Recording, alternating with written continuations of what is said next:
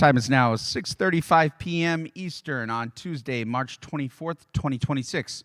I'm calling to order the special meeting of the Warwick School Committee. At this time, I would kindly ask that Superintendent McCaffrey please facilitate the roll call.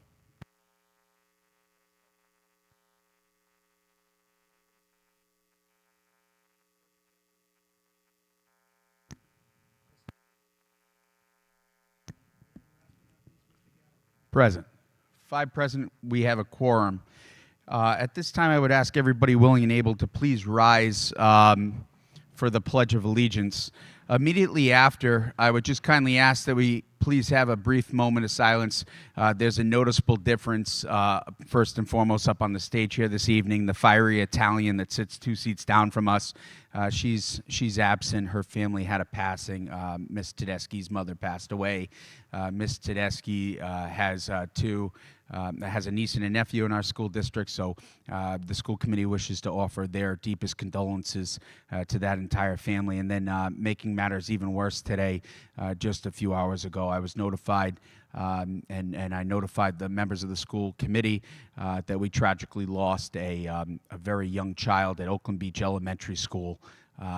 It goes by Sammy.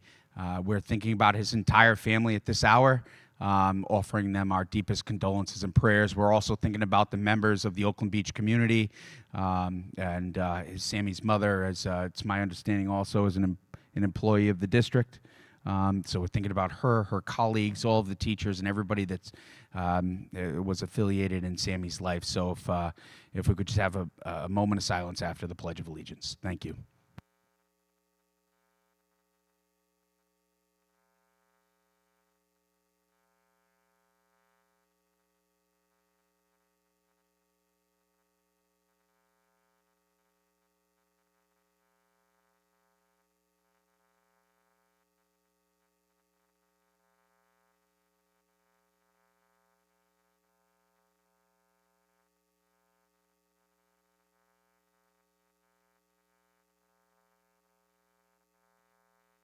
Again, on behalf of the Warwick School Committee, my colleagues, Vice Chair Ms. Hazelwood, Clerk Ms. Kirby-Chapman, and citywide representatives, Mr. Wiggins and Mr. Testa, we do extend our deepest and absolute apologies and condolences to the families of the Tedeschis and Sammy Donaldson. So with that,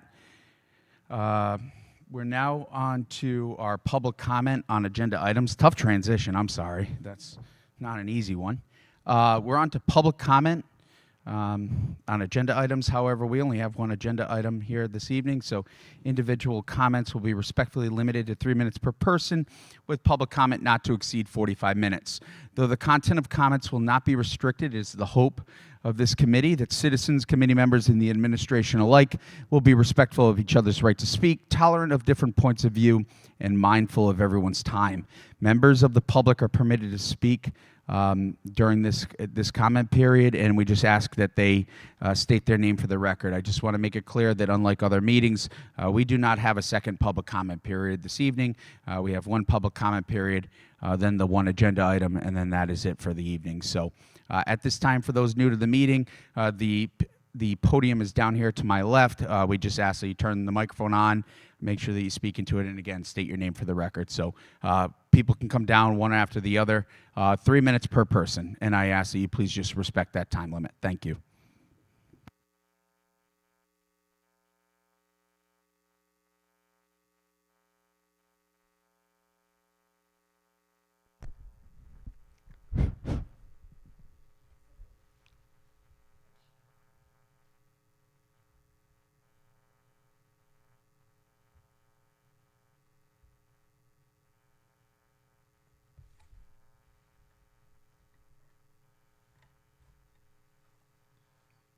All set? Good evening. My name is Jim Gianolsi.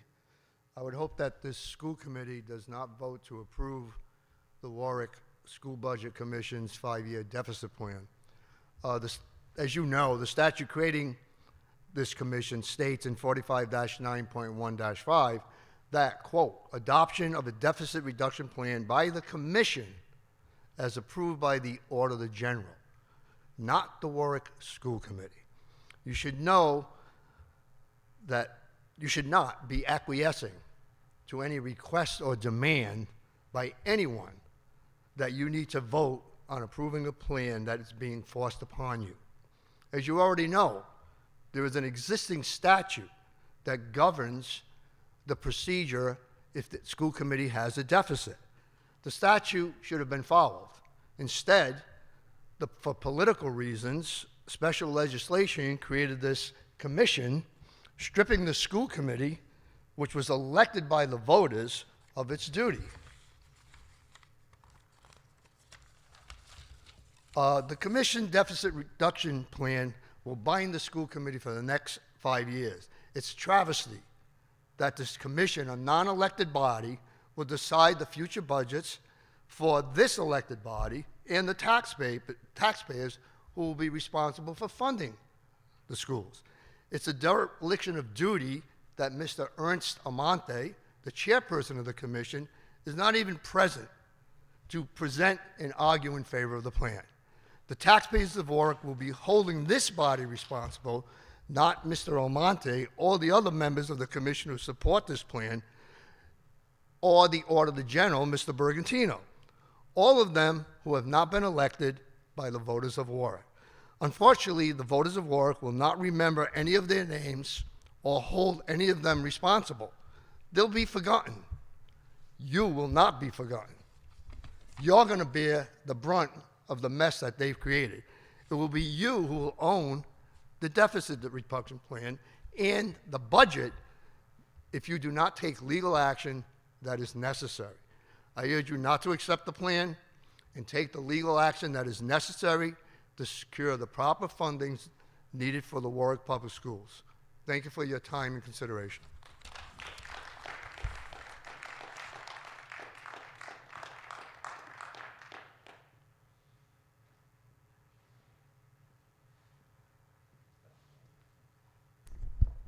Hi, Darlene Netco. I concur with Mr. Ginolfi. I have been to just about every Budget Commission meeting, so I have watched the farce unfold in real time.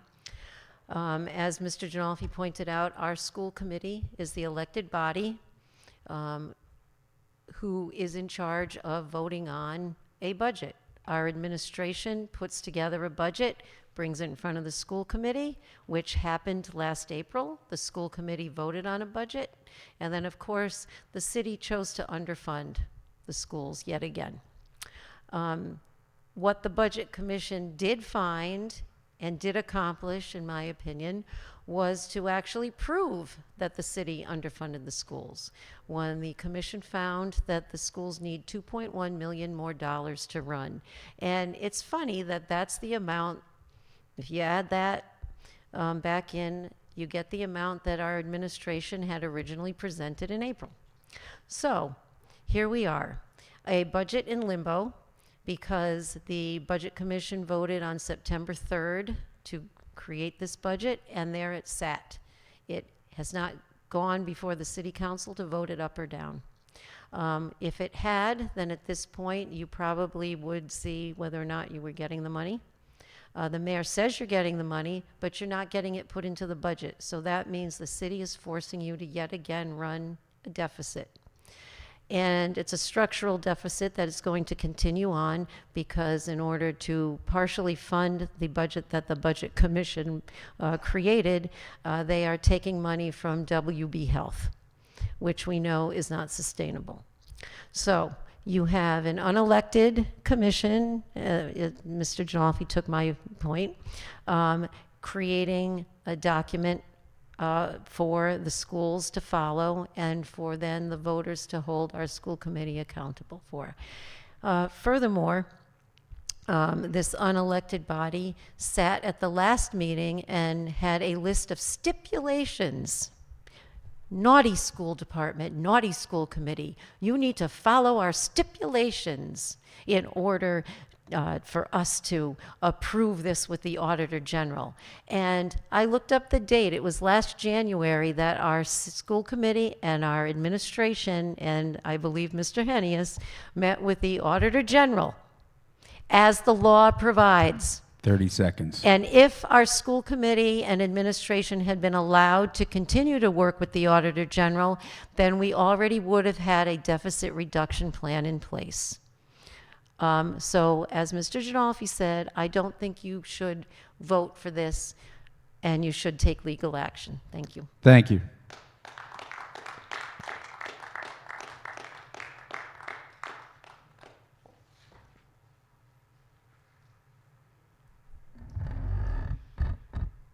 Thank you to Jim Ginolfi and Darlene Neck. Oh, Mary Townsend, Wise Union President, Special Ed TA. I want to thank Jim and Darlene.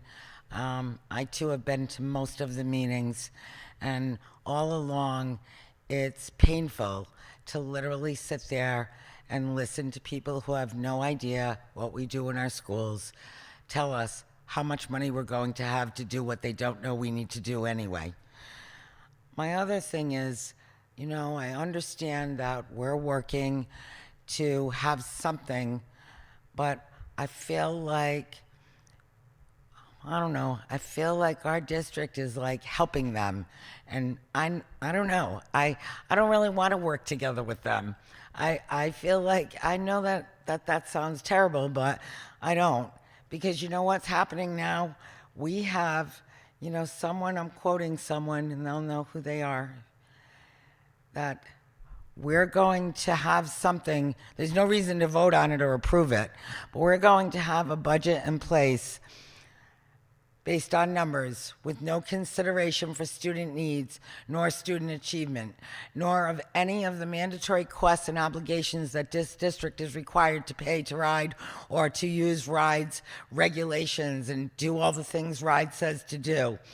So it's not good for students. It's not good for Warwick schools. It's not good for staff, teachers, teacher assistants, any of us.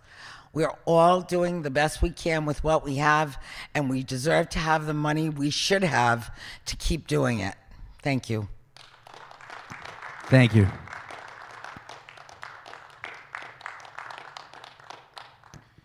Are there any other members of the public wishing to comment? Are there any other members of the public wishing to comment? Any other public? Nope, nothing. You sure? Okay. Seeing that there are no other members of the public wishing to comment, we are on to new items. We have one item before us, discussion action, and it is the, excuse me for 1 second, Warwick Budget Commission 5-year deficit reduction plan as presented by Mr. Enos. All set. Mr. Enos, before you get going, I do want to just remark for members of the general public, the Warwick School Committee did not want to be a hindrance on the forward progression of the efforts of the Budget Commission, the city's administration, or the Office of the State Auditor General.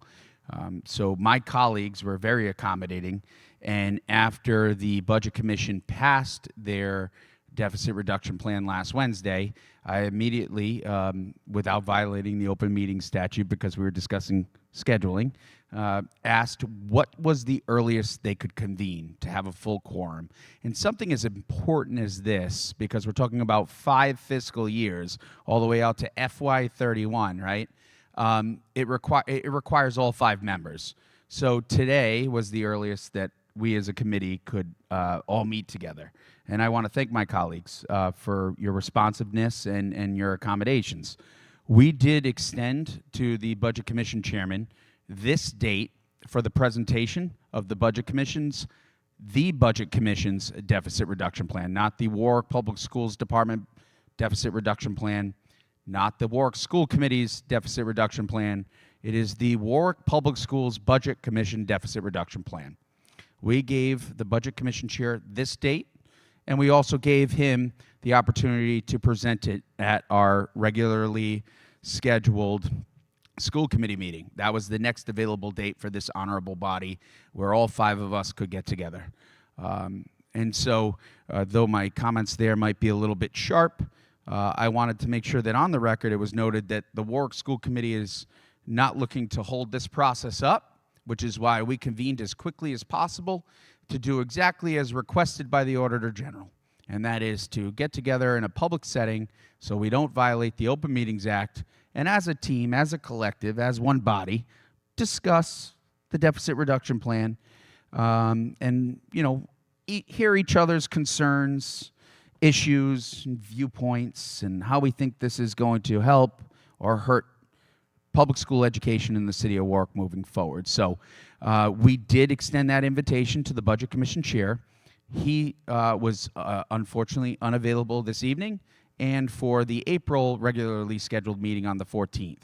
And it was offered that he could send an alternate because there were 3 other members that passed this deficit reduction plan last Wednesday. So there were 3 other alternates who could have attended that would have presumably been knowledgeable in the plan itself and been able to speak to it and articulate why the commission passed the deficit reduction plan that is before us. So with all of that now stated, I just didn't want anyone in the public to think, why are we having this conversation with the illustrious Mr. Enos, who went and got a haircut for this big event tonight.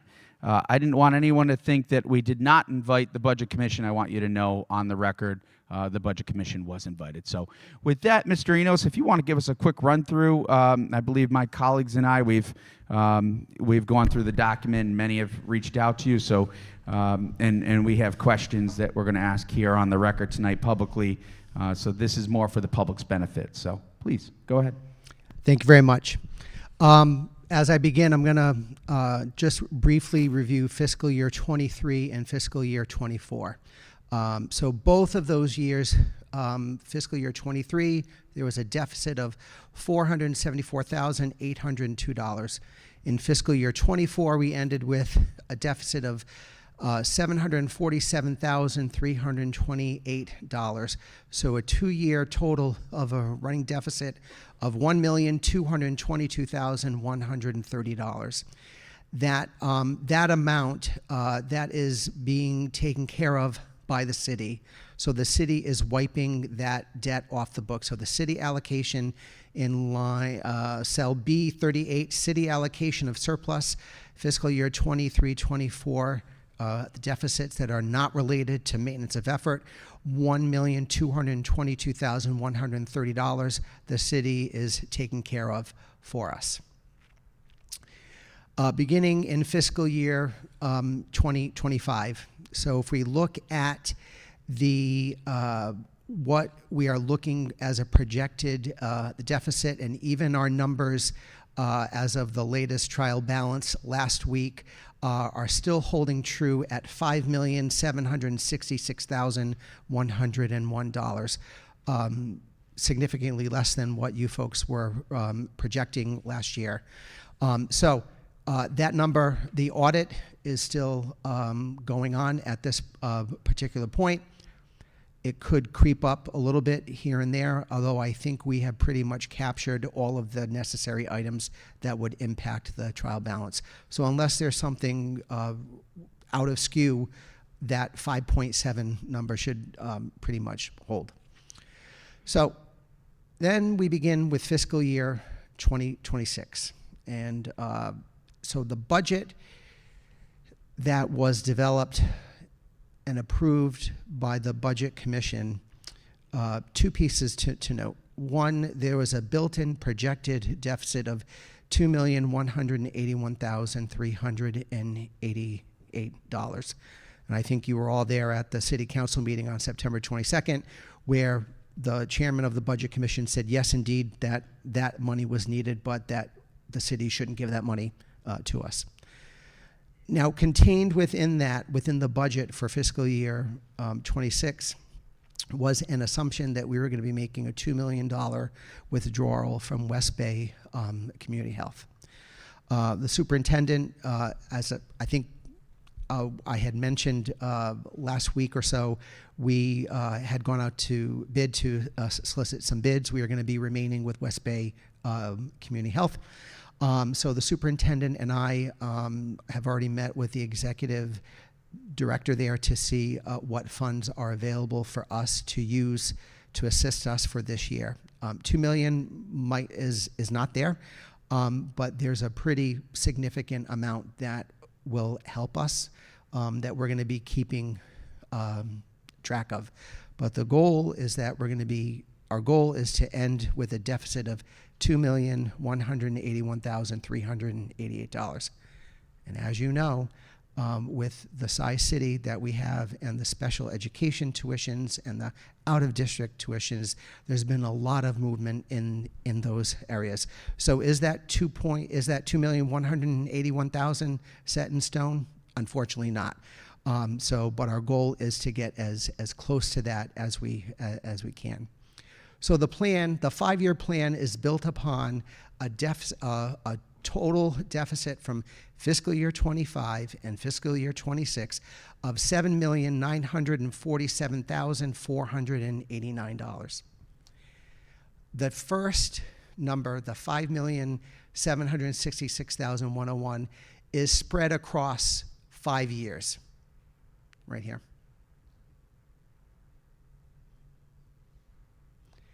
The fiscal year 26 deficit of the 2.1 is added in beginning in fiscal year 28, because obviously we don't know what that final number is going to be.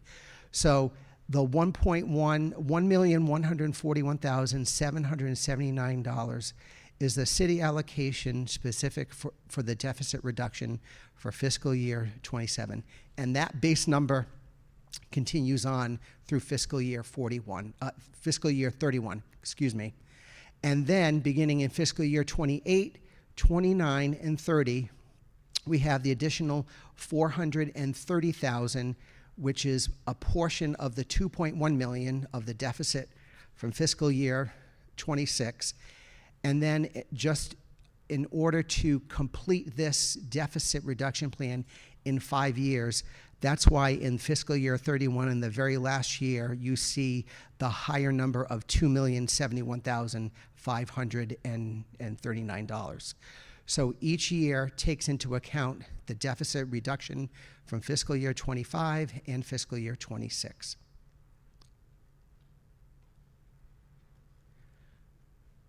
The other portion of this, so when we're looking at the revenues, one of the items that we were talking about was state aid. I think I have mentioned in the past that state aid for us, when you look at the historical state aid, it's been all over the map. There was really no trend that we could say this is the percentage to use. The Auditor General suggested to us that we use a 3% increase every year. So that's what we did in the very first portion, in the very first draft of this plan. The allocation for the city. So that has, the initial plan had a 5-year average of a 2.5% increase each year for maintenance of effort going over each year. Right before the governor released his budget, that's what we had in place, 2.5% for fiscal year 27. Then you can see in fiscal year 28 and 29, it went up to 2.75. And then it drops down in the other years for 2.25. But the average for the 5 years being 2.5%. That number, in combination with the city allocation specific for the deficit reduction, which I should state, that is simply a on the books, in and out. It's not an additional revenue source that we are having in. It's going to be simply an in and out number on that book. But that so the increase of the city appropriation in line 6 and the city allocation specific for deficit reduction has to be below the 4%, because as you know, we can only request up to a 4% increase. Anything above that, the city has to request approval from the legislature to do that. When our state aid number came in January, it was favorable. So it came in higher than the 3%. So this $52,530,811, that is our current actual projected state aid, and then each year included in our state aid, there is a transportation offset that we get reimbursed transportation costs from the previous year. So to show the true state aid number, I deducted the $46,411 that we're getting for the transportation offset. So that was good. And I think I've said to you all in the past, that was the governor's initial projection for state aid. The next numbers, the final numbers, will come out sometime during the beginning of June, where they do a May revenue projection, see where the state is at, and they also do a March data enrollment poll. So they look at our student enrollment for the month of March and compare that to the October 1 report, which is what that $52 million was used to base that on.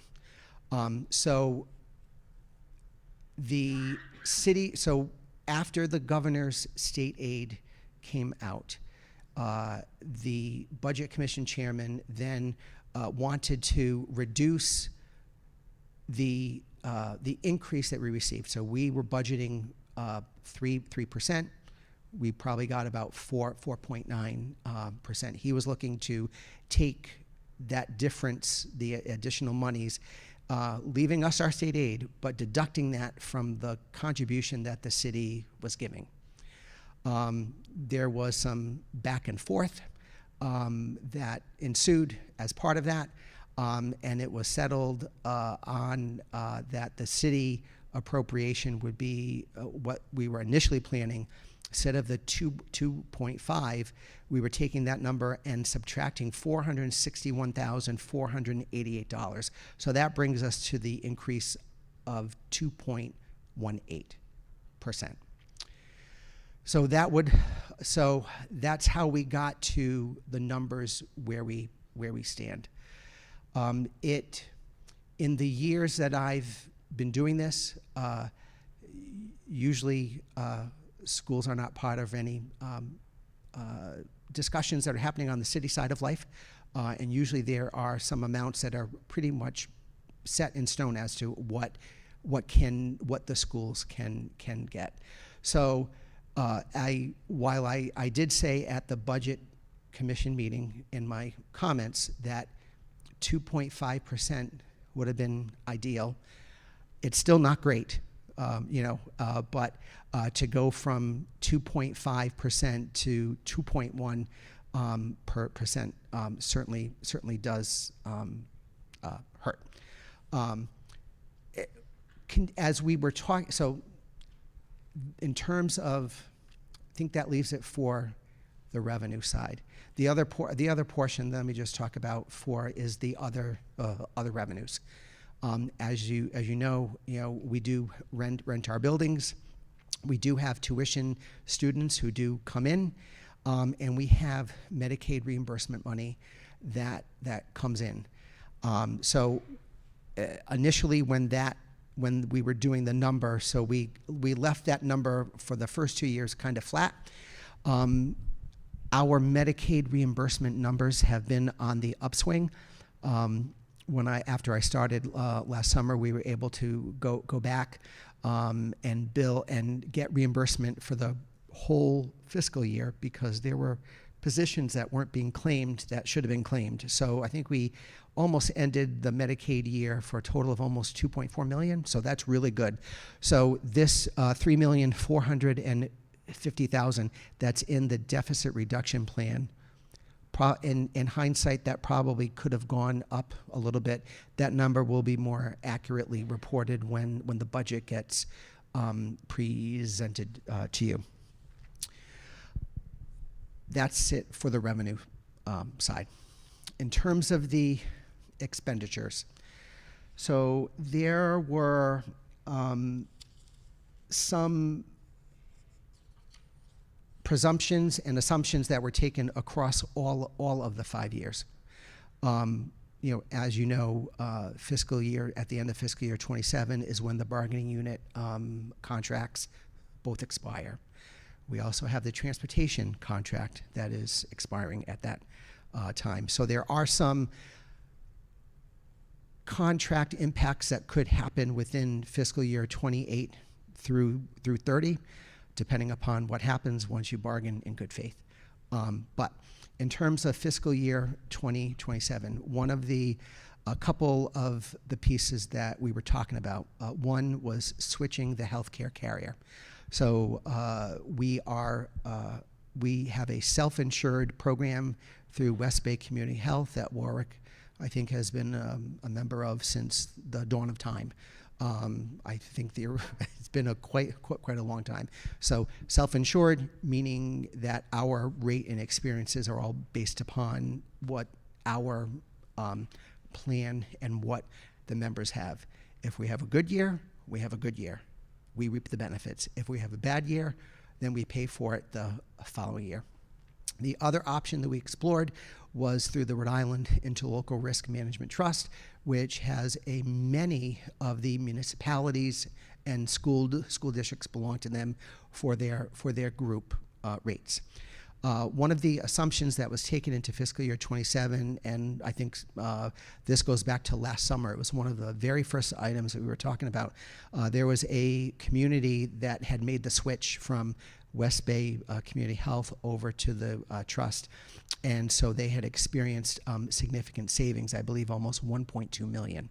So this plan was really built on seeing some healthcare reduction savings by switching to another plan. We also, there was some reductions to non-staffing expenditures. You know, each year as we're looking at how we're spending our funds, there's always ways where we can fine tune, where we can group buy. You know, instead of ordering from different vendors, if we are ordering crayons from 3 different vendors, why aren't we, if everyone's using the same Crayola crayon set, why aren't we ordering from one and we can bulk buy and get it cheaper? So there are some efficiencies that we've been working on, and that can be done. But you know, it was really trying to figure out how the expenses could be reduced. So operational, staffing expenditures as the student population declines, you know, that needs to be considered and factored in as part of that. And then, so that what the ultimate goal for each of the fiscal years is that the surplus that we have to have every year is, in essence, the money that we are paying the city back for the deficit reduction plan. So each year you see how the payment, that the numbers all match up. Now, this is the ideal world. It's always good to see it in black and white.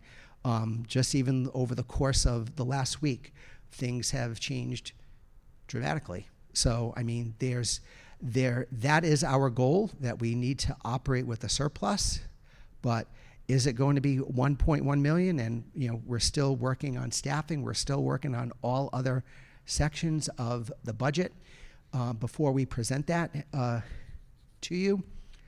But it is going to be hard. I'm being honest.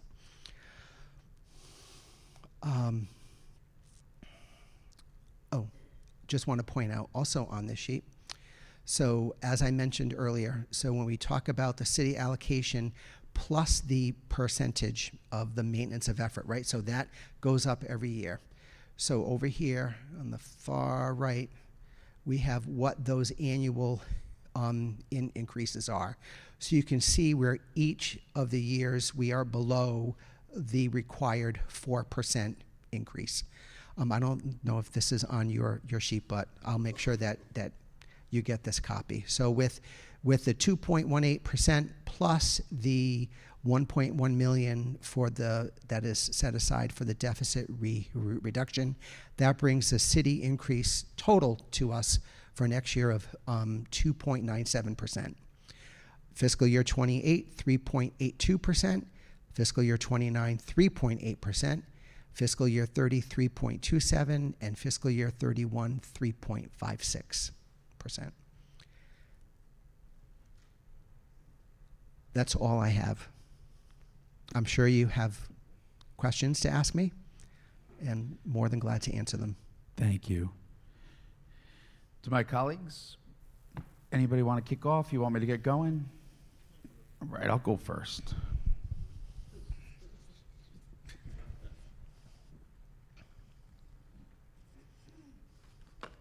Oh, I'm sorry, Chairman. Please. If I might, I would like to You point may. out.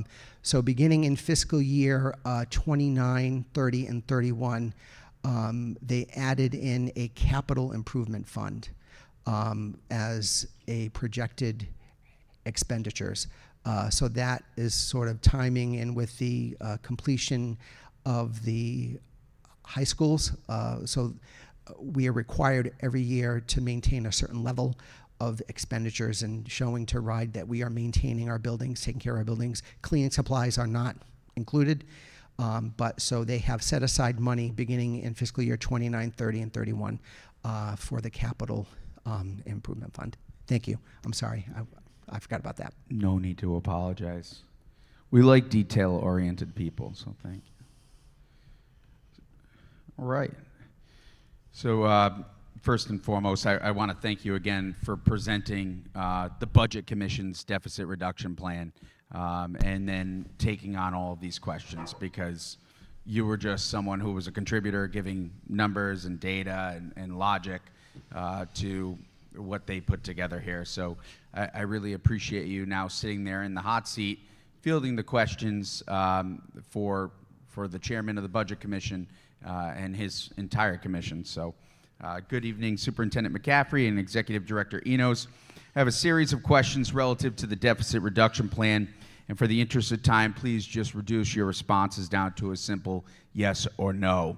After I yield, my colleagues can certainly elect to request further clarification or information if any of the questions pique their interest.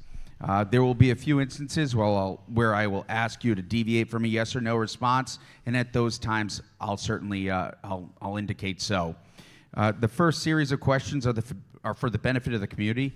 Some people who may have not followed the process along from the start, or they were unable to attend a Budget Commission meeting. So are you good to go, sir? I'm good to go. That's not a yes or a no. Yes, sir. Sorry. There it is. I already failed. You already failed. Come on, it's RIDEcast week. Let's go. Instructions. All right, question one. Were the Budget Commission meetings primarily held at 3 p.m. or 4 p.m. weekly, with the meetings occurring on Wednesday, but on occasion they would be moved to Tuesdays? Yes. Thank you. Were the Budget Commission meetings recorded or live streamed similar to this meeting or City Council meetings? No. Okay, thank you. When the Budget Commission legislation went into effect the first week of April, or if you wanted to go with when all the members were sworn in several weeks after, even though time was of the essence, we'll go with April 23rd. Is it true that the Warwick School Committee and the Warwick School Department's financial authority, if you will, was transferred to the Budget Commission at that time? Yes. Thank you. And the first major task of the Budget Commission, it was to validate that all expenses within the superintendent's proposed FY26 budget were valid, necessary, or required, and then they needed to go on and develop a balanced FY26 budget. Is that correct? Yes. Thank you. And the Budget Commission completed this first activity on September 3rd, passing on a budget that they stated required approximately $2.1 million extra in local funds for the budget to be balanced for FY26. Is this correct? Yes. And that budget was presented on September the 22nd, 2025 to the Warwick City Council. Is that correct? Yes. I'd like to enter in for the record transcripts for the Warwick City Council meeting from September 22nd, 2025, whereby the Budget Commission chairman indicated that Warwick Public Schools required an additional $2.1 million for a balanced budget. However, he suggested that the city not allocate those funds, whereby it would increase our maintenance of effort. I will have electronic copies of those transcripts provided for the record. Is it also the case that the monthly, the school administration, including yourself and the superintendent, the city's administration, the chair of the Budget Commission, have all met with the Rhode Island Auditor General, members of his staff, and individuals from RIDE on virtual calls. Yes. Thank you. See, we're cooking with gas now, Mr. Enos. And that the nature of those calls, it was progressionary, right? So the starting point of those calls when we were having them, they began with reconciliation of prior fiscal years and how that was going. Is that correct? Yes. Thank you. And then we went into the status of how they were performing with balancing the FY26 budget. Is that correct? Yes. Perfect. And then of late, maybe the past few months, we then began to discuss the deficit reduction plan after the Budget Commission approved what was supposed to be a balanced budget on September the 3rd, 2025. Is that correct? Yes. Thank you.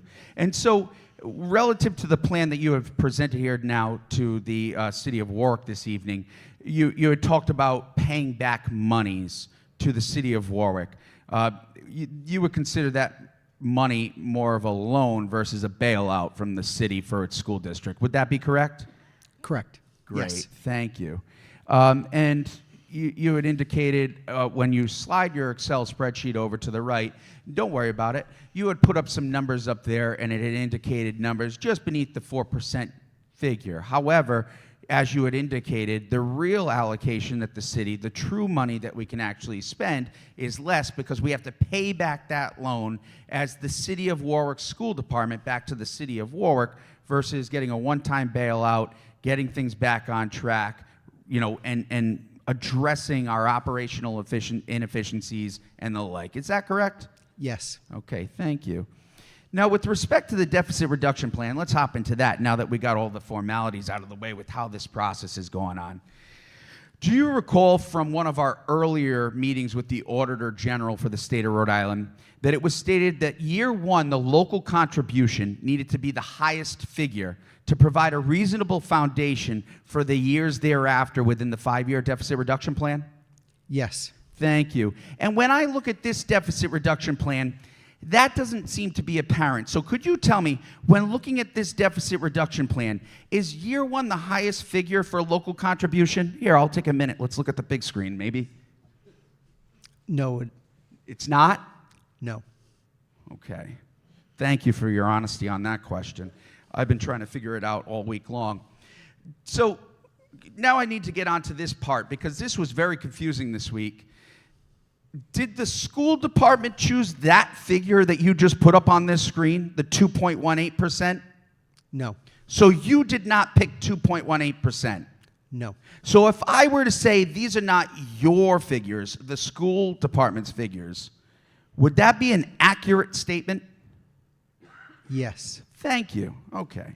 Good. I just want to clear all that up before anything else gets out there in the ether, because I was told this week that they were your figures, that the Budget Commission had you sitting at a computer and basically let you punch in any number you wanted into this spreadsheet, and they just wanted to make sure that 1 + 1 equals 2. But I'm glad that we clarified that. So if the school committee did not choose this figure, the Budget Commission chose this figure. Now, getting away from yes and no questions for just a hot second, what figure did you have in the plan for year one to make this at least a realistic plan? What was your initial figure that you had in there? In cell G6, I had 4%.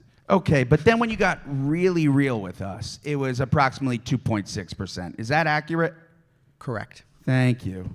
Okay, so 2.6%. Mr. Enos, help me out here. Is that 2.18? No, it's not. Thank you. Mr. Enos, so your number was adjusted by the Budget Commission, making these figures their numbers. Is that correct? Yes. Awesome. I'm just glad we honed in on that for a couple seconds there. So the deficit reduction plan year one contribution for FY27, which was established by the Budget Commission, is the lowest of the 5 years, despite being instructed to make it the highest by the Auditor General. So that way it was a sound foundation for the next 4 consecutive years so that this plan could actually be acted upon by this school committee and future school committees and this administration. Whew. So, is the FY27 budget that we now see up here on this screen is that being built off the Budget Commission's approved September 3rd budget that stated we require $2.1 million more? Or is that going off of a budget number that's actually $2.1 million less? So I am using the projected city allocation of $146,830,072. So is that going off of the figure that should require $2.1 million more? No, so this is based on fiscal year 26, Yes. which does not include the 2.1. So you and the school administration are already chasing $2.1 million in maintenance of effort, because if we recall from the transcripts that I've now entered into the record from the September 22nd City Council meeting, all of your expenditures for this fiscal year were deemed necessary and required, not by this honorable body, but by a third party of financial experts. Is that correct? Yes. Okay, fantastic. So you're, again, just to state it for the record, you're chasing $2.1 million before you even get going here in fiscal year 27. Is that correct? Yes. But hold on, Mr. Enos. Let's get really wild now. It's not really 2.1, right? The Budget Commission has owned the finances of Warwick Public Schools since that April 23rd, if you want to go from when they were sworn in, or the first week of April when legislation became effective. So, are we really tracking 2.1 million, or are we really looking like it's going to be 2.2, 2.3? So now they're running a deficit that's even higher than the deficit that they even projected. Yes. Okay. So your hole is actually getting deeper by the day. And oddly enough, guys, we're 9 months into the fiscal year. But don't forget, I'd like to also enter into the record the meeting minutes for the January 22nd, 2025 City Council meeting, where Chairman Almonte had stated, and at that time he was not Chairman Almonte, he was there as a guest speaker on behalf of the mayor of the city of Warwick, where he stated time was of the essence that this could have a severe fiscal impact on the city of Warwick and they needed to address it right away. We're 9 months into the fiscal year, and guys, the deficit is getting deeper, and guess what? We don't even own this budget.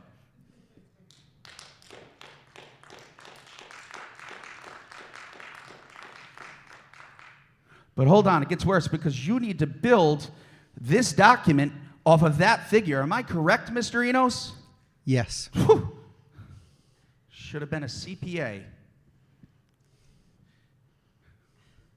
So the deficit reduction plan in year one is built off a lesser figure which does not achieve a balanced budget. That's correct? Yes. Yes. So the foundation of that deficit reduction plan already has baked into it a $2.1 million structural deficit for you over to come. Now stay on that path for a minute. Were you instructed by the Budget Commission to evaluate the volume of money within the healthcare reserves? Yes. Thank you. Were you ever instructed by the Budget Commission to withdraw money from the healthcare reserves to balance a portion of that $2.1 million that we just discussed that's actually a greater number than $2.1 million? Yes. Thank you. So, as I stated, I'd go back to the minutes from the January 22nd City Council meeting, whereas Chairman Almonte, then a guest speaker, the mayor, discouraged the practice of using one-time funds to address the structural deficit. However, it has now been confirmed that this very practice is being employed by the very Budget Commission that was put in place because this year, honorable body couldn't handle the funds of Warwick Public Schools. So, does the FY27 plan within the deficit reduction plan, does that take into to consideration the wise pension deferrals that were previously challenged by the mayor, city council, and now the Budget Commission chairman? The deficit reduction plan? Yep. In fiscal year 27? For fiscal year 27. No. Well, You're going to make your normal allocation in fiscal year 27, but does that address the deferrals that were made in FY26? no. So in No. No. So we were chastised for deferring pension deferrals for FY26, and then and what we needed to do now now they're going to reinstate that monies, but they're not going to address any of the money that we were taking to address the prior year deficit from 25, because we had one there as well. So now that action that was made by Mr. Testa in April of last year to put $1 million back into the Wise Union pension, They immediately, correct me if I'm wrong, when they got started and they had to draw down the FY26 deficit, they examined those funds right away, didn't they? Yes. Okay. Thank you, Mr. Enos. So continuing on, just I call it hypocrisy, but I have other words, and I think that that's the best politically correct word for me right now. So, council, help me out here. Get off Minesweeper for a second. Is it legal to now develop and operate a budget that knowingly has a deficit built into it? No. Okay, thank you.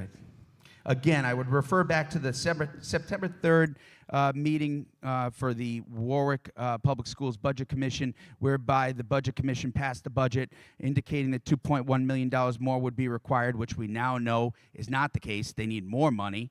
But outside of that, September 22nd, Warwick City Council meetings that I've transcript that I entered into the record, whereby the chairman of the Budget Commission indicated that we needed $2.1 million more, but not to fund it, because it would increase our maintenance of effort. Is that, council, is that legal? No. Thank you, sir. Just wanted to make sure we got it on the record. So staying with that process, Mr. Enos, is the Budget Commission still tracking that $2.1 million deficit, or is the figure greater now? I know we covered it a little bit, but what are you thinking they're projecting? So our goal is to get to that number, but with extraneous issues like the special education out-of-district tuitions. So I think it's going to be above that, but at this point, we're looking at every single line item to see where we can make reductions. So you don't really know how deep of a hole you're in right now. It just, by the day, you go down another foot, and then you just think, we'll figure it out, and goes down another foot, and down another foot, and then committees like us, we're then left with trying to take this over, and we're supposed to assume that everything is good because, hey, they said it was good, right? It's passed on. The numbers, the math mathed for a minute on a spreadsheet, but was it really practical? Would that be a fair statement? Yes. Thank you, sir. So back to healthcare for a hot minute. The Budget Commission had you evaluate a possible change in provider. Is that correct? Yes. Okay. And that change in provider would have cost 7% more, or approximately $1.6 million more in our budget. Is that correct? Yes. Fantastic. And I want to applaud you because our healthcare, ladies and gentlemen, is going up across the district within our budget. However, there was a big cost avoidance of $1 million because of your hard work. So I want to thank you and your team and the administration for doing that. And so, though, wasn't it initially stated that we probably could save somewhere between $1 and $1.5 million in healthcare and dental costs? Yes. So we've got assumptions like that being thrown around, and then factoring a bunch of wacky stuff into this plan up here. And then we're supposed to sit up here and feel very comfortable with these numbers and that they won't be harmful for the children. I'd also like to enter into the record from January 22nd, 2025, a letter from the Warwick School Committee endorsed from every single member up here on this stage to the Warwick City Council, urging them not to pass the legislation, indicating ways we would draw this down, talking about the severe and fundamental risks around this very commission, and then going on to state you would be hiring people that are simply numbers people, that are putting numbers into a spreadsheet and not realizing what those numbers stand for. They stand for public school education, programs, services, and the like. And that's what we get here tonight, folks. That's what we get here. This meeting should have been scheduled on April 1st because this seems like an April Fool's prank to get these numbers, to get this document, to be told this is what you're going to get. Eat it. Enjoy it. Here we go. Continuing on with questions that are basic. Are you ready, Mr. Enos? Let me know if Yes. you need a break. No, I'm good. All right. So the actual realization is that healthcare and dental costs are going up, not down. They're going up, okay? And we're expecting now approximately a $600,000 increase in this line item. Is that correct? Yes. Is this increased, for the love of God, at least captured in this deficit reduction plan? No. And the Well- Budget Commission, well- hold on, in well- a loose way, well- by touching reserves, yes, by touching one-time funds you can, But answer this question, riddle me this. Did the Budget Commission know that we were not going to save approximately $1 to $1.5 million last week before they voted on the deficit reduction plan? The chairman know. I don't remember. Come on. I, You're under oath here. It's a Warwick School Committee meeting. Okay, let's say for fun they did. Now they've just passed the plan that has this baked in, but I know what you're going to say. You're going to say, but Sean, it's offset, it's neutralized, right? Because we draw down the healthcare reserve, so we're not really spending it, but still it's an expense that's going up. So you're drawing down the reserves, and if we have any issues, we've got to go and touch those reserves that are no longer there. Am I correct? yes. And the plan doesn't account for it. It's getting better. Stand by. It's going to get really good here. Okay. Do you know as of today the final special ed out of district tuition cost for FY27? No. Well, that's an issue, folks. Is it possible to say that these costs could likely be higher given that the current and prospective demographics of our district are driving those costs up? Yes. Have we received our federal grant allocations for FY27 yet? No. But they're baked into this, right? No. They're this not is, baked this into is this? general fund. General fund only, but we have expenditures that we need to be accounting for, correct? That would be then hit the general fund if we haven't received our grant funding money, correct? Correct. All right, cool. If If there's not enough grant funding. All right. So do you know when we're going to get those numbers? No. Okay. And what is the current total grant allocations for FY27 projected at this time? Estimate. They said to keep it flat, so around 6 million. So around 5.9, 6 5.8. Okay. So a 10% reduction That's if we were all- conservative, going off of the experts and what they're saying. Not good. Not good. Okay, if we have that cut. So does this plan, because now we know we're going to have to hit our general fund dollars if not good happens, does this plan take into consideration a 10% conservative decrease for Title I, II, IV, and IDEA funding? Because RIDE has suggested for districts to plan for level funding of these grants. However, other experts within the education community have stated to plan for a conservative 10% reduction. There are reductions that are built in, but not specific to the title grants. Reductions built in that would offset if these issues materialized? Yes. So there would be reductions in other areas that we have spots in our budget that we don't need? Well, you have to look at the entire piece. Yeah. So because if there's positions or programs that are included in the title grants that are still needed, and the superintendent says we need to include this in the budget, then we need to include it in. But if the superintendent feels and makes the decision that it doesn't need to be in the budget. So we do have reductions that are built in, but they are not, we did not discuss the federal title grants. You know what? I'm not a mind reader. I don't have a crystal ball, but I'm going to guess. I'm going to go inside that head for a minute. It's a scary space. And I'm going to think that if it was Title I, II, IV, or IDEA funded, that it was probably necessary. That it's more likely than not we need it, that there's a regulatory obligation, and that funding was great and helped us out, that our student demographic and population, those services were needed. So though we could cut it, right? You can basically cut anything. We cut Miss Necco's parking space at Tollgate when we started working on the high school. You can cut anything you want. Though you could realistically cut anything, can you cut anything, right, in this particular space of the budget? So that means if that funding, even 10% conservatively, goes away, we're hitting the general fund, which the general fund, as we learned, is built off of a bad number from an underfunded budget previously because it's going to increase our maintenance of effort, and there's a bunch of unknown variables, and everything else is going up, but we think that having the lowest number at the front end is the best way to win. It's a bold strategy, and I'm excited to see how this pans out. So you're all set, sir. Take a break, okay? Go ahead and loosen the tie. Mr. McCaffrey, I have one question for you, Superintendent.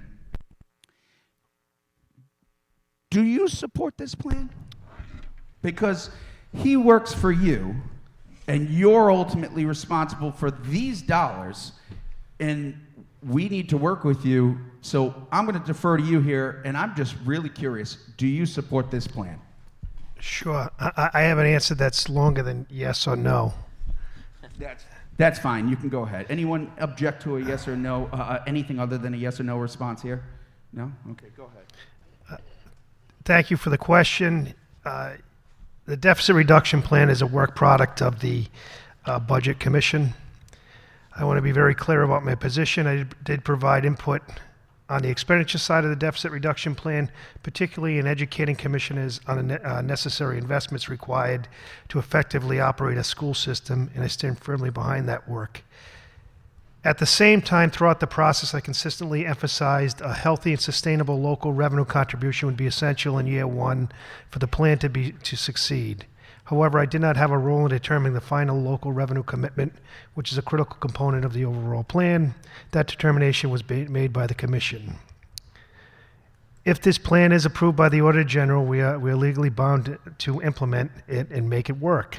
That obligation exists even though key elements, particularly on the local revenue side, were outside of our input and may or may not reflect the level of support truly required.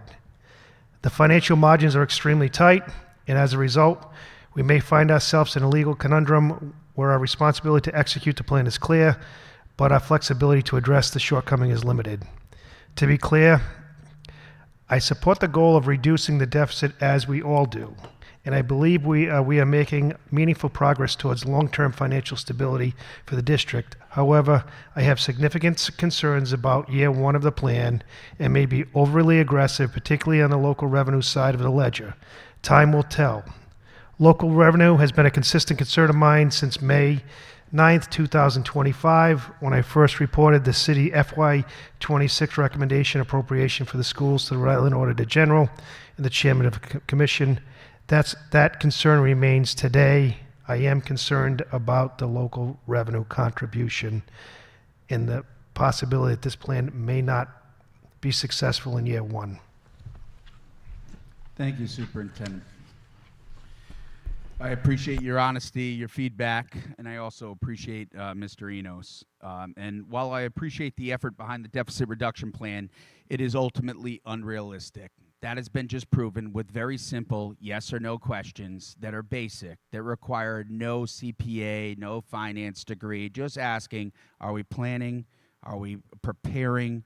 Are we considering our legal obligations and the needs of the students? The plan relies on one-time funds in FY26 to recover reoccurring expenses, an approach that is not sustainable, as we've been told by the Budget Commission Chair and several others on January 22nd, 2025 at the City Council chambers. The originally projected $2.1 million deficit is already expected to grow. We heard that here tonight, right? It's already 2.2, 2.3, digging the hole deeper that he is supposed to build his budget off of, and that the superintendent has to stand behind, and that we have to hold him accountable to. It's increasing the challenge before we even start building the FY27 budget. At the same time, the plan does not adequately account for known and likely cost drivers, rising healthcare and dental expenses that we now know the cost of for FY27, uncertainty in Title I, II, IV, and IDEA funding that we still do not know and won't know for a little while, increasing out-of-district tuition with one district requiring an additional $500,000 next year, one district alone, one city, just one. We need to add them all up. So one district alone, we're going to be spending an additional $500,000 that is just now being marked down as it's still developing this plan. And we have to believe this to be realistic. And special education costs and other basic operational expenses like utilities and heating, which we all know are going up. If grant funding is reduced even slightly, there's no offset. We heard that tonight. It's a not good situation, to quote Mr. Enos. Yet these are essential services that simply cannot be cut just because the funding is not available.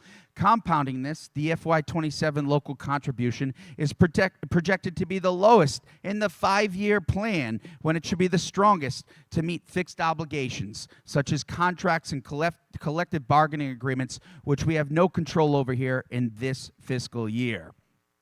with limited flexibility and a budget built on unstable assumptions, another deficit is not just possible, it's likely. I want to go on the record tonight that I stated to the Rhode Island Auditor General last Monday in our recurring monthly meeting, I said, if we're just going through an exercise of putting numbers together that add up in a spreadsheet, we hit the mark as a community. If we want it to be realistic and not continue to have deficits, I can assure you we are going to have another deficit in FY27 because most of our expenses we cannot control this fiscal year. FY28 and beyond, we could certainly start reworking contracts. So, with limited flexibility and a budget built on unstable assumptions, another deficit is very possible. I support the goal of a deficit reduction plan and responsible right-sizing of the district, despite statements of we should just fire everybody. However, this proposal does not reflect the financial realities we face. It assumes stability where there is uncertainty and balance where there are structural gaps. Quite simply, the projected revenues, federal, state, and local, do not align with the known and anticipated cost, and as a public school system, we cannot generate additional revenue to close that gap. For these reasons and more, I'm going on the public record stating I cannot support this plan as presented. And with that, I'm done. I will turn it over to anyone else. Mr. Testa, have at it. Thank you. Thank you, Mr. Chair. I can promise I won't be as animated because. Oh, please. But, thank you. Could you get the microphone closer to your face, Bruce? Sorry and about Sean that. are throwing Sorry about signals that. at me. I have some issues here. Mr. Arenas, just a couple of questions. I think the chair may have touched on some of these, and I apologize if I'm just asking the same thing again, but did this deficit reduction plan assume we were seeing $1 million or $1 million and so in healthcare savings? Yes. It did, right? And I think I said that in the beginning. Okay, so even if it's $1.5 million, but we're really seeing a $600,000 increase, that's a $2.1 million swing, right? And as an aside, the trust, I was talking to somebody today, there was another district that swung over to the trust. They got hit with an 18% increase in healthcare. So I've been here longer than anyone else. So I've been here when Carullo actions were on the table. And when people would tell me that we were bluffing, I would look them in the eye and say, not bluffing. I don't bluff. I'm not a card player. I'm not a poker player. So I've been in this situation before, not to this extent of a deficit reduction commission, but that's a $2.1 million swing. Did they factor in what our contractual raises are for next year, to your knowledge? Yes, but given that we were assuming there were going to be staffing reductions For next year? for next year. Yeah, so, but they would have decided what those reductions were. That was kind of like a, Well, yeah, and they did not specifically state we had expenditure reductions that we needed to make. okay, so, However that gets made, be it staffing, be it other operational ways. right. So in addition to the other points that the chair made, just in healthcare alone, it's a $2.1 million swing from here, right? And it's just ironic that $2.1 million was what was presented to the council by the chair of the Budget Commission in September. And I'm going to go back to that, because if anybody knows me, one of my favorite expressions is words have meaning and process matters. So I went to that meeting, like many others, in September, when the chair of the Budget Commission says, we examined the budget, they approved every single expenditure, I believe, except one, for the stuff we buy, right? Just one they didn't approve, and it was $40,000, $42,000, thereabouts. Okay, so the creation of the commission we didn't cede control, they just took over. So we were approving what they approved. So it was very, very Oliver Twist-like. Hey, please, sir, right? They would approve it. Anyway, so when the chair said it's $2.1 million, but you don't have to give it to them, okay? Now, I'm not a lawyer, but I've been to enough school committee 101s and been in the presence of education attorneys enough to know that that's not legal.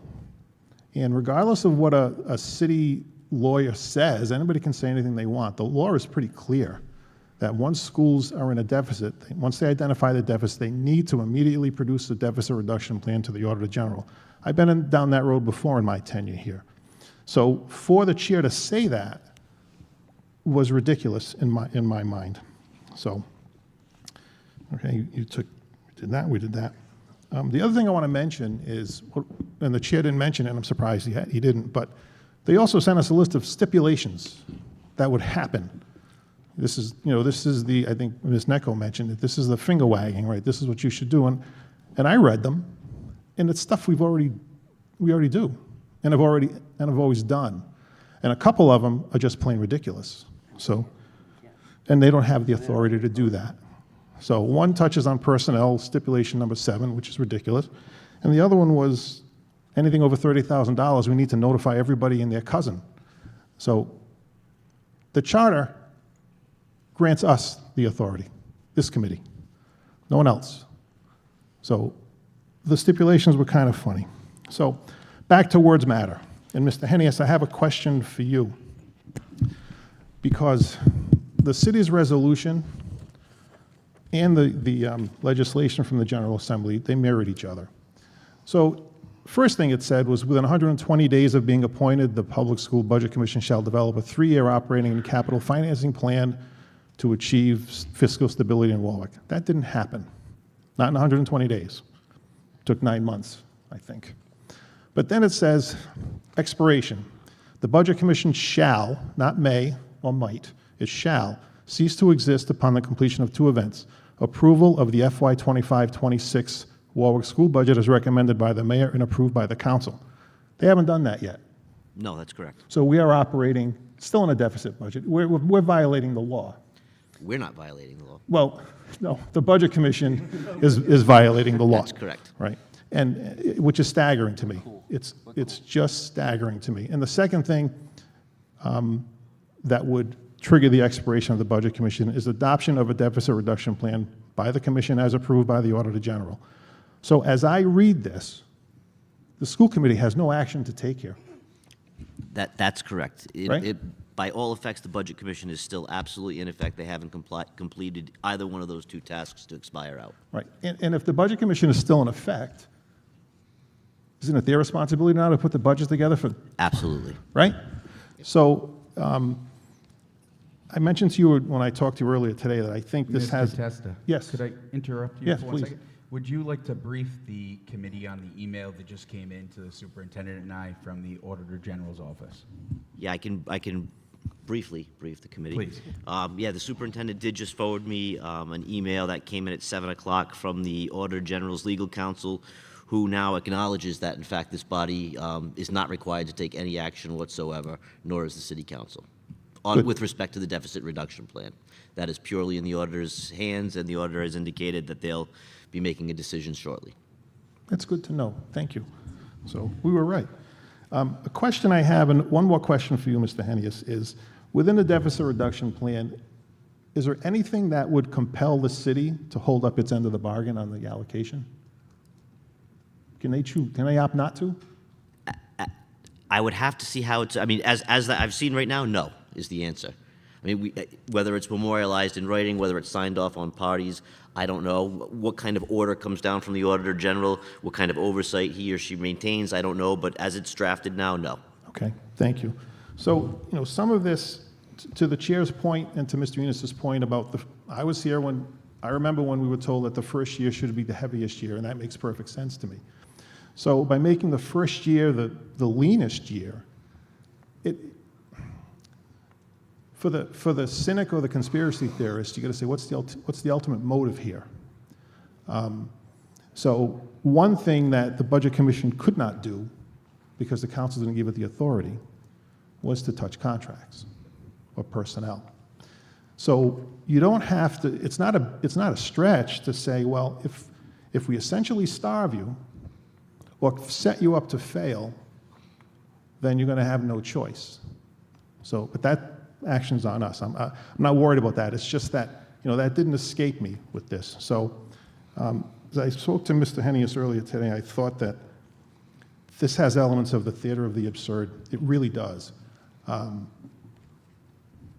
We've acknowledged the issues, right? And when the chair was before the council in September, he said we had an understaffed financial department for years, right? He pointed out all the reasons why we had these problems, right? So now we've fully staffed the finance department, right? You got a great team there, right? We can do this.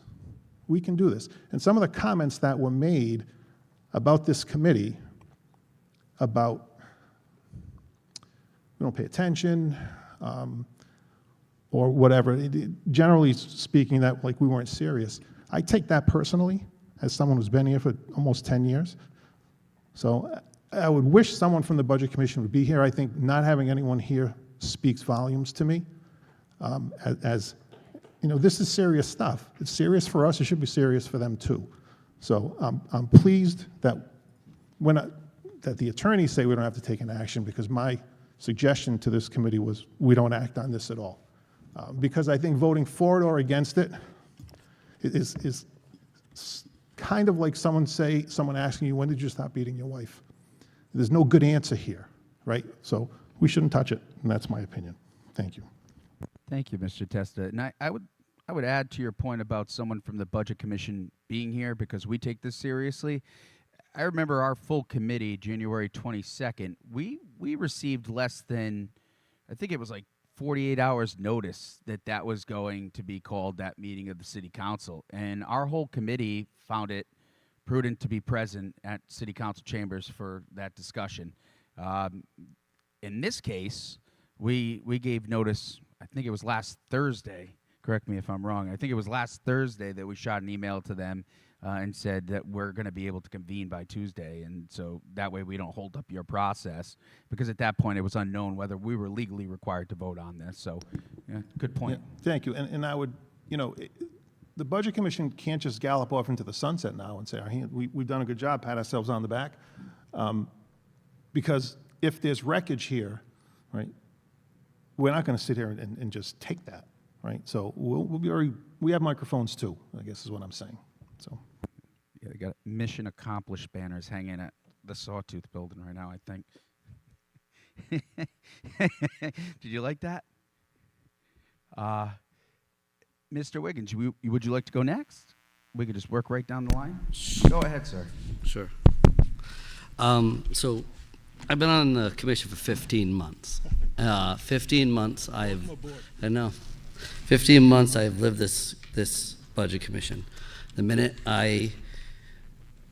minute I was elected, I was told that this committee was going to be needed and we were in a deficit, and that the city, the mayor, needed to take care of a $9 million deficit. Or was it 9, Mr. Chairman, I believe at the time, if I was in that meeting in December? Approximately, yes. Approximately. Mr. Enos, are we at 9 for 2020?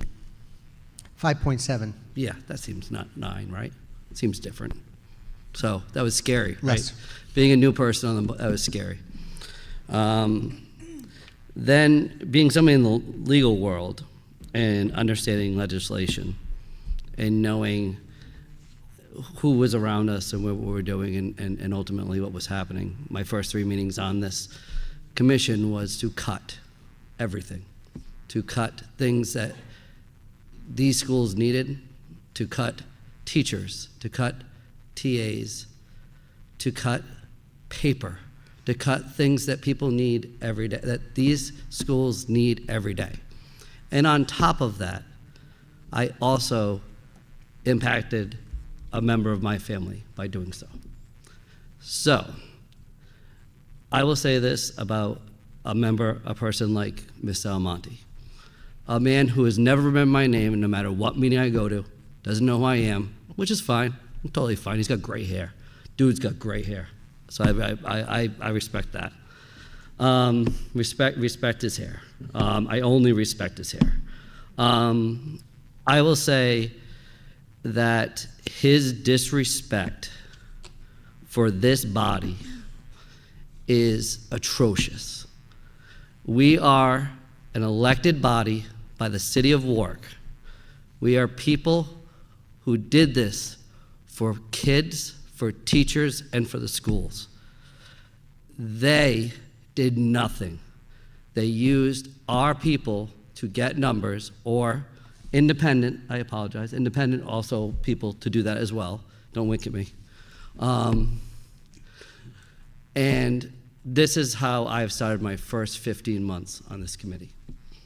We are not the only school system in this state that is in a deficit, okay? We're not alone. We're not even close to being in the highest. But yet, it was imperative that in 120 days of my getting on this committee, to Mr. Testa's point, we had to have this commission, and we needed to make this statement immediately, because I believe the mayor's comments, and again, I'm not really sure, it was of the essence, and that we, the committee, as well as the Warwick Public School System, couldn't fix this problem. And we went through meeting, like to the chair, I think, eloquently stated several times.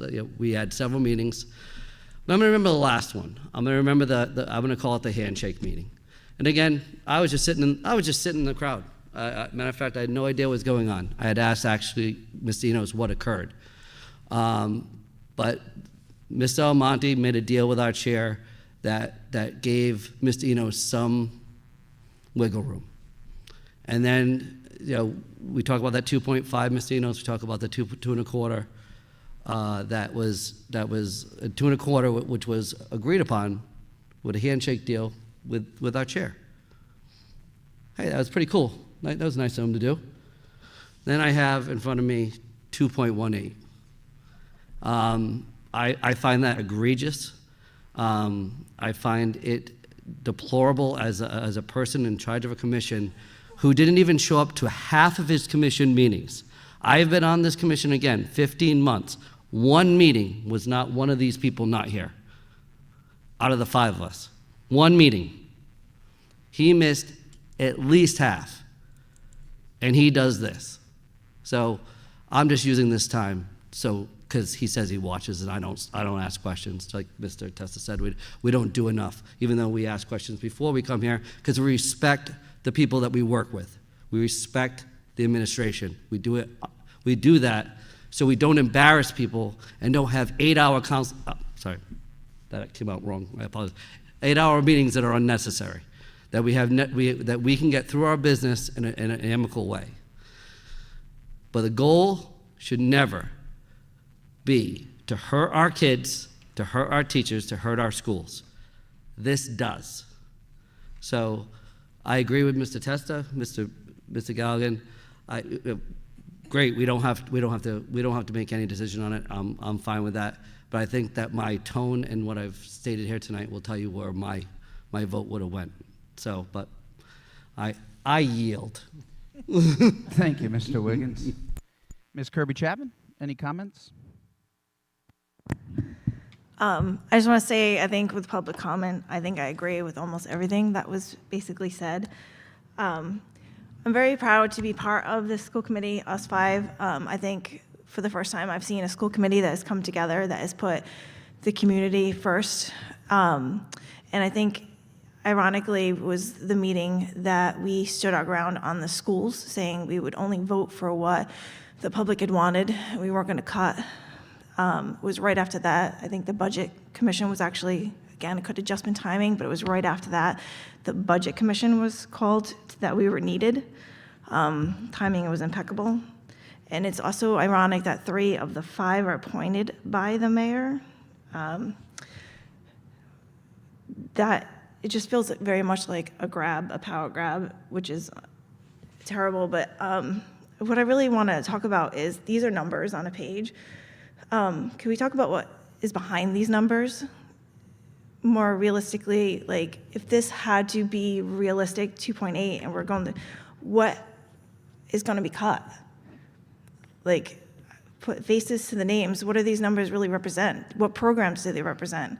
What TAs, what teachers, what programs, sports, more maintenance? What realistically goes to your mind of what is going to be cut? Like, what is being, like, I mean, throw out there, like, if this hand is forced, who are the people?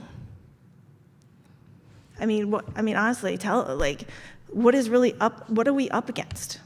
So Humanize to- it. If I may, so to continue with what the chairman had started to Yeah. talk about. So we have one community that gives us the courtesy of letting us know what students are going to be attending their high school for next year. So we already know from that, for that community, they are taking 36 of our students, 36. We're only graduating 9 out of that town. So there's your delta of at least 27. This past year, we had 57, so total out-of-district students attending other public schools for career tech pathways. This year, we have approximately 173. Ninth graders for this year, you had 57, okay? So already from one community, we know we have a plus of 27 to almost probably, depending upon what the tuition rates are set at, and you know we're currently involved in a lawsuit about that, that's almost 500,000. If you have another 27 students, which is very conceivable, because you have other students who go to places like Foster, Gloucester, East Greenwich, Cranston, you're looking at least $1 million just having to set aside for that line item. Not even touching the increases for charter schools and the special education out-of-district tuitions. Those are big accounts.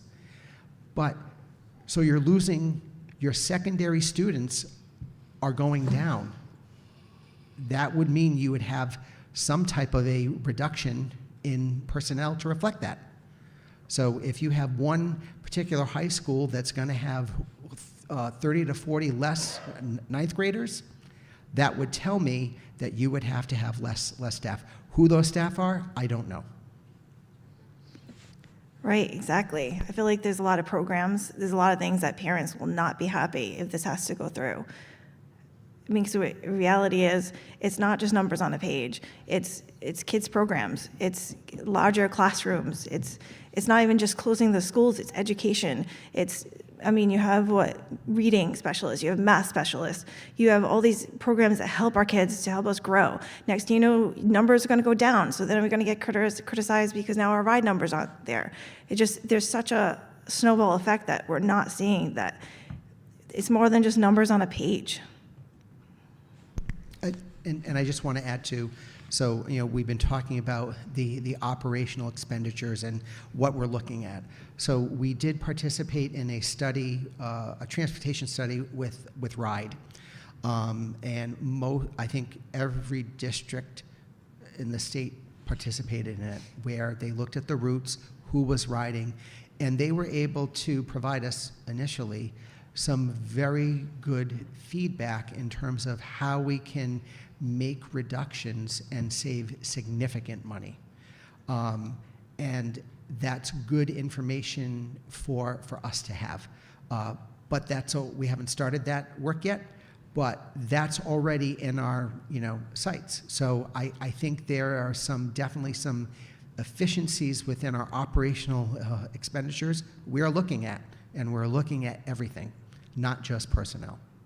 Right. I was just more saying that the budget that they're handing us is just not realistic. And that's all I have. Great. Thank you, Ms. Kirby-Chapman. Ms. Hazelwood? Yes, I agree with everything that has been said here. But I have to ask a question, Mr. Enos. Has the Budget Commission visited our schools, our classrooms? I don't know. I can answer that. I know that a few of them at the very start were traveling around to the schools. So they did see that we have full classrooms. I do not recall if all 5 members traveled around, but I know that Commission Member Murray, Commission Member Kuntz, and Commission Member Champagne did tour a few of our schools. I can't comment on commission members Crowley and Almonte, but Mr. Crowley, as you recall, was former finance director, so I imagine that he, and an educator here in Warwick, so I think he would be familiar. Well, I can tell you, I visit the schools all the time. I go to all of them, and I want to see where these empty classrooms are, because I don't find them. I know that the classrooms here at Vets are full. You visit it someday. The classrooms are full, and the staff is needed, and the kids are getting what they should get. Why we have so much pressure to perform and to get the grades and to make sure that the scores are right, but then you want to cut the staff? Who do you think's teaching the kids? How are the kids supposed to look in a classroom? What would they like to have 30 kids in a class? Change things so that we could do that? It's not realistic. Today's education is not what it was when they went to school. They don't know what is required. And I'm not one who will support cuts to programs, cuts to staffing. Don't look to me for that. It's not going to happen, because I care too much about what is going on in these classrooms. And when they leave here and they go home, they should be better for it. We should be providing everything that we can, not the minimum, not the very minimum. Oh, as long as you just check the box, you can be happy about it. You check the box. The kids, they went to school today. Oh, somebody was there. No, I want to see excellence in Warwick schools. I want us to be better. I want us to go higher than where we are. And what their goal is for Warwick is not realistic. You can't have it both ways. That's all. Thank you, Ms. Hazelwood. Mr. Testa. One thing that I neglected, and I can't believe it was the top of my notes and I had it covered with something else. Back in September, when the chair of the Budget Commission reported that the Budget Commission determined $2.1 million is what was needed, if they had just said, 2.1 million is what's needed, our work is done here, right? But they skirted maintenance of effort, right? But if they didn't skirt maintenance of effort, we'd be having an entirely different conversation tonight. We wouldn't even be here tonight, right? The number would be smaller, the problem would be smaller, the solution would be simpler, okay? So the one action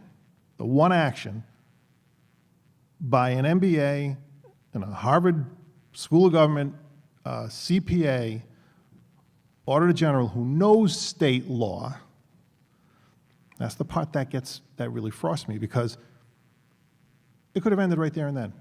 2.1, maintenance of effort, done. And then let the council fight whether they give it to us.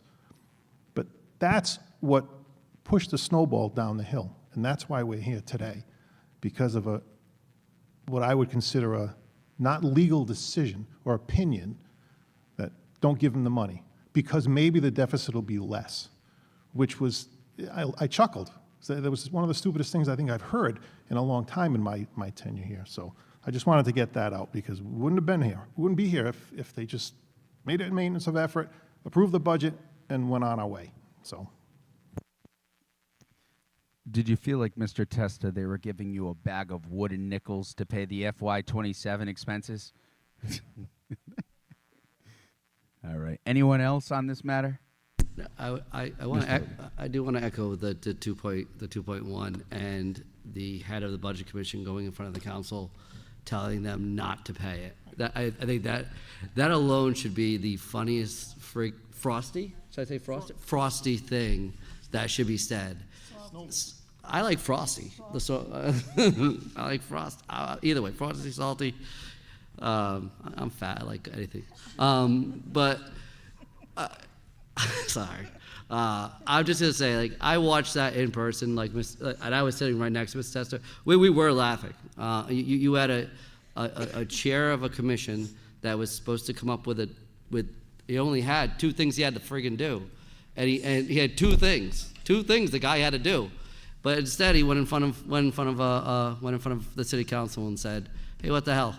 Don't pay them. They don't deserve it. Those kids don't deserve it. Those teachers don't deserve it. Those schools don't deserve it. Let's just make it worse. They don't deserve it. It's up to him to decide, right? Because he went to Harvard Business School. God bless that guy. God bless him. God bless him. Harvard School Government. Harvard School. I apologize. So it's a part of Harvard, not necessarily Harvard itself. So, but he's so smart that he allowed that to happen. So, it's very disappointing in a man that I was told respected in the community before this all started, and then went in front of a governmental body and said, "Don't give it to them. Don't." And they listened. So that was awesome too. Yes, he did say that, and he actually said we'll have to just make the cuts to meet the maintenance of it. Don't do the maintenance of efforts. Just make the cuts. All set? Everybody good? Okay. Being that that's it for new business, and we're not taking a vote on this tonight. I think that's clear now. Just a quick reminder for members of the general public, don't forget the big unified basketball tournament this Saturday. Show out to Bishop Hendricken. Get there nice and early. Parking's difficult over there. If you wait too long to get there, Joe, you're going to be parking at Morris Farms, okay? Don't wait too long. 8:30, I'd suggest you get there. There's 2 pools this year to split up to make it less congested. 1 morning pool and 1 afternoon pool. So we hope you can all come out, support these incredible kids, these incredible athletes, and the great job done by Gary McCombs and the entire Unified Committee. So with that being said, with no other matters of business before this committee, I'd be looking for a motion to adjourn. Made by Mr. Testa, seconded by Mr. Wiggins. All those in favor?